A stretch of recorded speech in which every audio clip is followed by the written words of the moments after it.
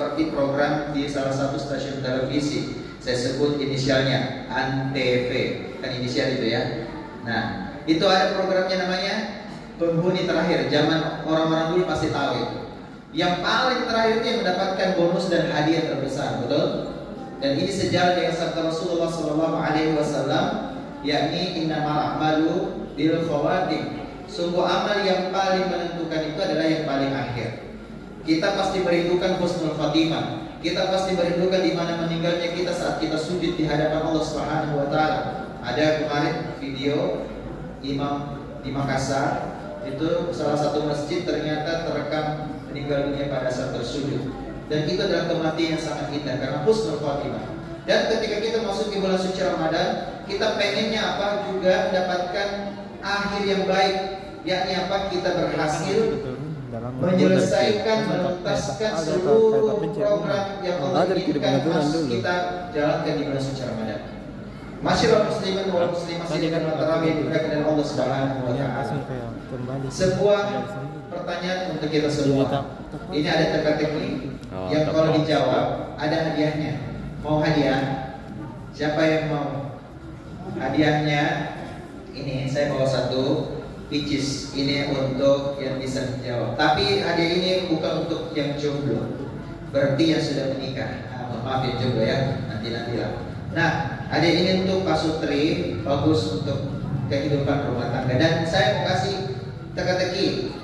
Tapi kalau saya berikan pertanyaannya jangan langsung disebut jawabannya, angkat tangan dulu. Jadi ibu-ibu yang di balik tirai, mohon maaf saya tidak bisa lihat ya.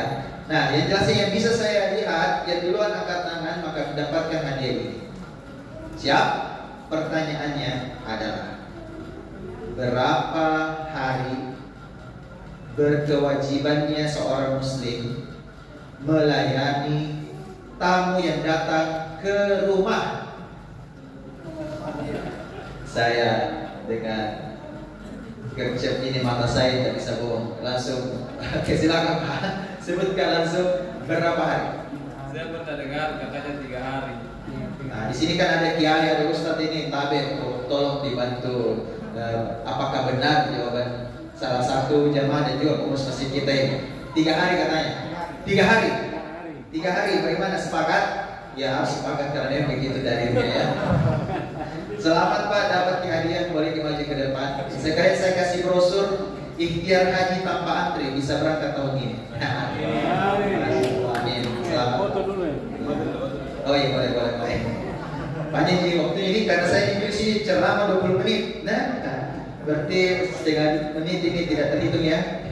Karena sudah berhitung-hitung itu 20 menit insya Allah tuntas. Banyak promo ini, promo. Masya Allah. Masya Allah.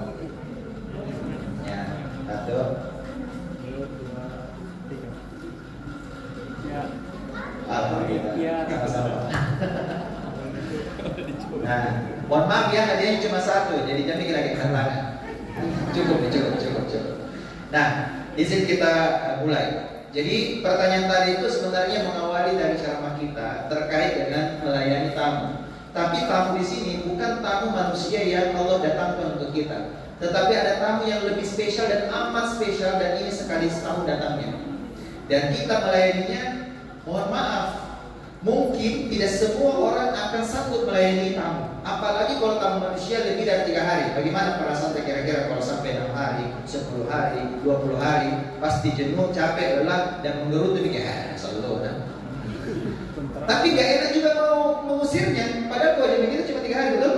Karena sunnahnya itu lebih dari itu, kita boleh untuk melayani sampai dia pulang. Tapi jangan kelamaan, soalnya nanti seperti ini Palestina ya, karena terlalu baik ya sama orang yang datang, akhirnya ya jangan sampai dia mengklaim bahwa rumah kita dari dia, jangan juga ya.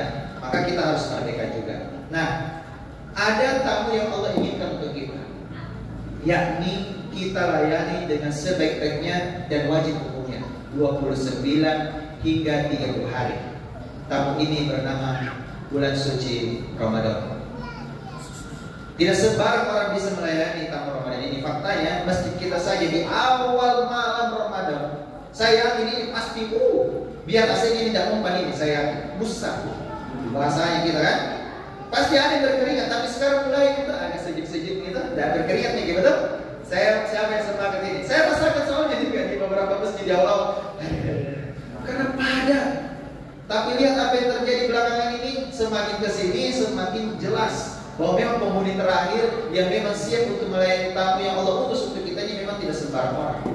Apalagi ada Lailatul Qadar di akhir. Nah, yang ingin kami sampaikan di sini adalah bahwa Allah menjanjikan sesuatu buat yang bisa bertahan hingga akhir. Selain Lailatul Qadar, ternyata Rasulullah SAW menjanjikan dua hal. Di mana sabda Nabi SAW ini hampir mirip redaksinya, tetapi dua amalan yang menjadi tanda bahwa kita betul-betul berhasil menjalankan ibadah di bulan suci Ramadan. Apa itu? Yang pertama, sabda Rasulullah SAW, "Man shoma Ramadanan imanan wa ihtisaban ghufira lahu ma taqaddama min dzambihi." Jadi Nabi menyampaikan yang berpuasa itu harus jelas niatnya karena Allah semata, iman di dalam dadanya. Lalu dia punya harapan bukan balasan dari makhluk, bukan balasan dari sesama manusia, tetapi balasan pahala dari sisi Allah Subhanahu wa taala. Dan siapa yang ikhlas menjalankan ibadah puasa selama di bulan suci Ramadan ini, maka apa janji Allah Subhanahu wa taala? Allah akan ampuni seluruh dosa-dosanya yang telah lewat. Mulai dari kapan? Mulai pas bulan suci Ramadan ini kita lewat. Jadi nanti pada saat akhir Ramadan, semua yang kita lakukan dosa-dosa itu di bulan-bulan sebelumnya, tahun-tahun sebelumnya, maka Allah akan ampuni semuanya. Maka perlu kita jelaskan diri kita yang menjalani bulan suci Ramadan ini. Luruskan niat, bulatkan tekad, dan tentara itu orang yang lurus niatnya. Cara dia update status, cara dia bikin WA story. Bagaimana contohnya? Dia bikin WA story. Misalnya ya, kalau orang ikhlas itu dia tulis begini, "Alhamdulillah, tidak lama lagi kita lebaran, 15 hari lagi." Dan terasa ya, itu orang ikhlas itu bahagia karena memang sisa sedikit. Tapi kalau orang yang kurang ikhlas, yang tidak tahunya dan dia tidak ikhlas, kurang ini. Hanya dia antara dia bikin status itu WA story-nya gini, "Masya Allah, masih lama ya, 15 hari lagi." Ada namanya hati kayak masih lama, kayak gitu. Tapi orang yang paling ikhlas bagaimana WA story-nya kalau dia bikin status, dia bikin begini, dia tulis begini, dia sedih. Kita sedih. Kenapa? Karena tidak lama lagi Ramadan akan meninggalkan kita dan kita tidak mendapatkan lagi kemuliaan selain di bulan Ramadan ini saja. Sekali setahun, dan siapa garansi kita masih hidup di tahun depan? Sebagaimana keluarga kita tahun yang lalu dapat Ramadan, tahun ini masih dapat? Belum tentu. Pasti ada yang sudah meninggal dunia lebih dulu meninggalkan kita dan dia tidak mendapati bulan Ramadan lagi. Dan bulan Ramadan ini itu beda dengan bulan Ramadan tahun depan. Beda lagi jenis tamunya, dinamikanya beda, rezekinya juga beda. Makanya kenapa di bulan Ramadan ini kita bersyukur Allah masih berikan kita kesempatan itu. Dan ampunan Allah begitu banyak. Nah, selain daripada puasa, ingat kita luruskan niat dengan apa? Rukunnya baca niat itu di dalam hati atau kita lafalkan di malam hari atau pas kita sahur. Kalau kita khawatir nanti telat bangun sahur, maka kita berniat memang di malam ini. Kenapa? Kalau kita bangunnya kesiangan, mohon maaf tidak ada puasa baginya, kata Rasulullah. Karena beda bulan suci Ramadan ini berpuasanya dengan puasa sunnah. Kalau puasa sunnah kita bangun kesiangan baru mulai berniat terhitung. Sebagaimana pernah Nabi SAW di pagi hari mencari makanan, bertanya kepada istri beliau, tapi istri beliau Aisyah radhiyallahu anha mengatakan, "Ya Rasulullah, tidak ada makanan pagi ini." Maka kata Rasulullah, "Ya udah, kalau begitu saya berpuasa." Baru niat di situ. Nah, itu diterima tuh karena puasa sunnah. Tapi kalau bulan suci Ramadan, Rasulullah mengatakan tidak ada puasa yang tidak berniat di malam hari atau pas waktu sahur. Maka kita niatkan memang supaya apa? 30 hari atau 29 hari selama kita berpuasa ini semuanya terhitung pahala di sisi Allah Subhanahu wa taala karena niat kita lillah. Niat kita karena Allah Subhanahu wa taala. Ini yang pertama, tanda kita akan mendapatkan ampunan dari Allah Subhanahu wa taala. Nah, lalu yang kedua, redaksinya mirip, maqama. Kalau tadi mansoma, maqama Ramadan iman wa ihtisaban, ghufira lahu ma taqaddama min dhanbi. Jadi para ulama bersepakat bahwa maqam ini artinya mendirikan. Apa yang didirikan? Qiyamul lail. Di mana malamnya berdiri untuk sholat. Sholat apa? Para ulama juga bersepakat bisa sholat tarawih yang juga dirakain witir. Jadi kalau imam itu kita ikuti tarawihnya, jangan tinggalkan sampai selesai witir. Karena kenapa? Sabda Rasulullah, kalau kita sholat tarawih, qiyamul lail ikut imam, lalu dia witir, kita tuntaskan bersama-sama, kita seperti mendapat pahala sholat semalam suntuk. Jadi satu malam baru kita sholat, walaupun cuma 8 plus 3 rakaat. Itu ganjarannya, jangan ditinggalkan. Nah, kecuali kalau kita bangun lagi, nah itu tidak perlu witir lagi, karena cukup 1 kali dalam 1 malam kalau witir. Jadi di awal malam kalau sudah ada imam sholat witir, kita ikuti. Karena mengikuti imam beda kalau kita sholat sendiri. Nah, terus kita juga qiyamul lail, sholat tahajud, witir, itu semua adalah qiyamul lail. Itu adalah sholat lail semua. Dan itu semua ternyata menjadi penjamin Allah Subhanahu wa taala. Dan Rasulullah SAW, Allah akan ampuni seluruh dosa-dosa kita yang telah berlalu, apapun jenis dosanya. Nah, sebagai perumpamaan, izinkan saya tunjukkan sesuatu. Saya ada korek api, baru saya beli tadi. Dan saya punya secari kertas di sini. Nah, perhatikan baik karena ini sulap.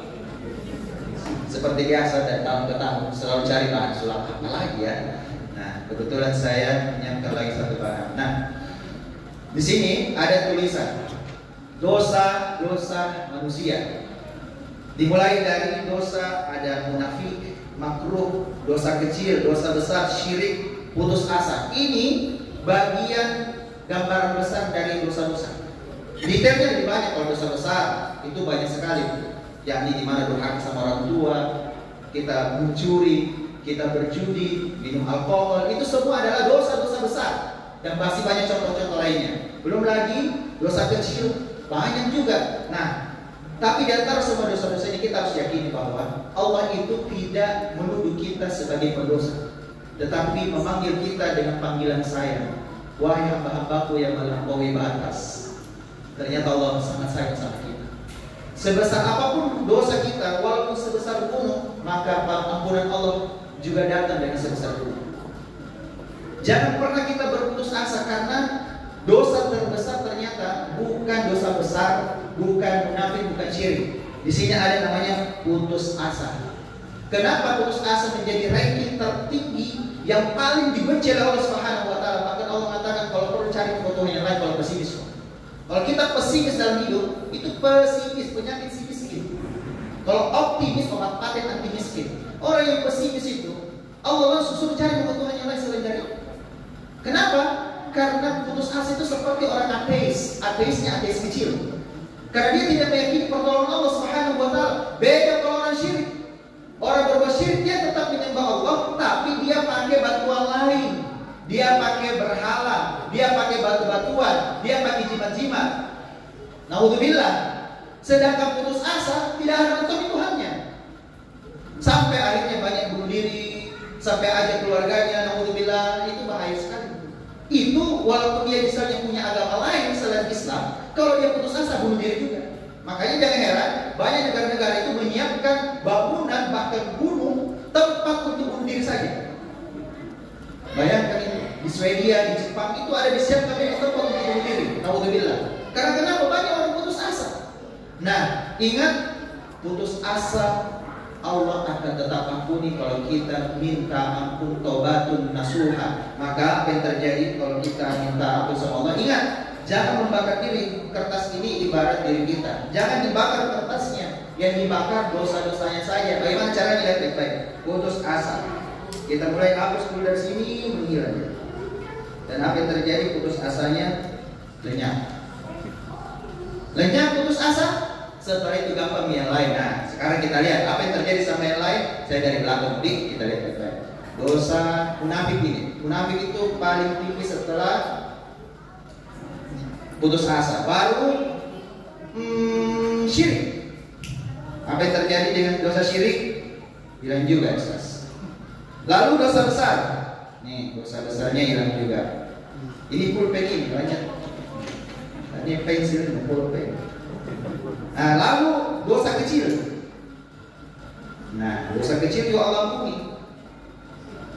Lalu yang paling terakhir itu yang sia-sia kita lakukan, yang dibenci oleh Allah. Hal mubah, tapi kita sia-siakan habiskan waktu seperti mohon maaf ini ada ya, main Free Fire, PUBG, Mobile Legends.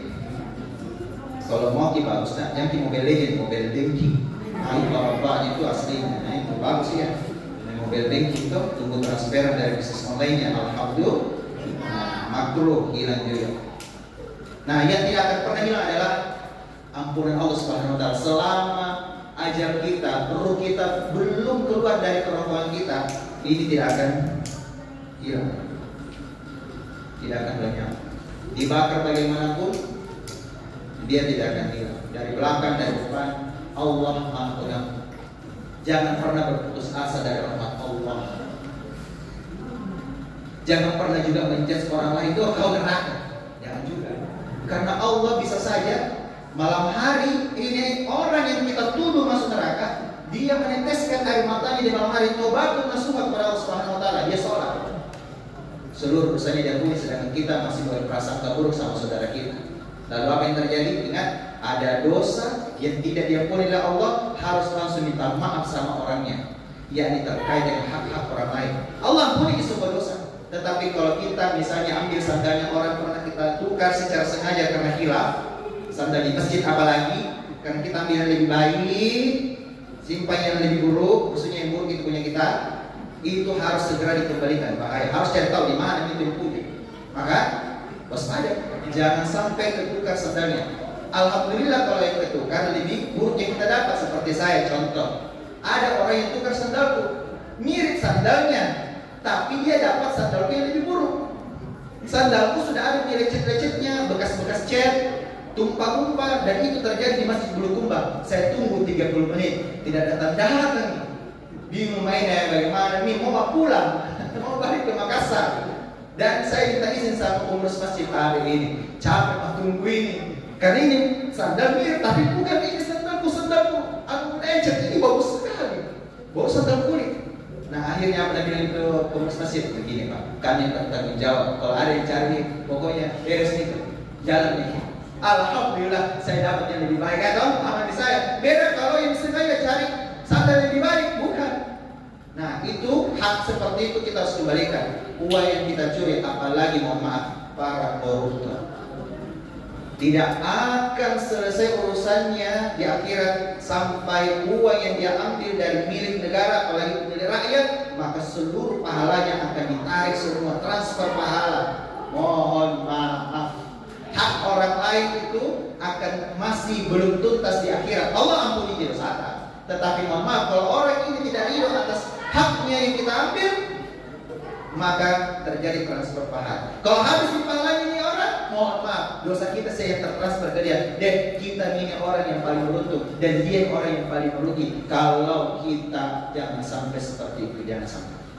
Mudah-mudahan kita semua mendapatkan ampunan Allah Subhanahu Wa Taala di bulan suci Ramadan ini. Inilah kesempatan kita mengumpulkan pahala sebanyak-banyaknya, dan jangan sampai rugi gara-gara suka cerita orang lain, apalagi dengki sama orang lain, apalagi kita cemburu karena nikmat Allah yang diberikannya kepada sesama kita. Jangan sampai. Naudzubillah, tsumma naudzubillah min dzalik. Mudah-mudahan kita semua mendapati diri kita masuk ke dalam jannah bersama-sama, karena surga itu amat luas. Tidak cukup hanya sendiri saja kita masuk, semuanya muat kok. Tidak ada yang tidak mungkin. Allah Subhanahu Wa Taala memberikan kita ampun yang luas, dan kita bisa bersama-sama masuk ke dalam jannahnya. Sekian dan demikian. Mohon maaf jika ada kekurangan, jika ada kelebihan, semua datangnya dari Allah Rahman. Terima kasih atas segala perhatian. Saya Sarwandi Eka Sarbini cuma mau ucapkan wabillahi taufiq wal hidayah. Assalamualaikum warahmatullahi wabarakatuh.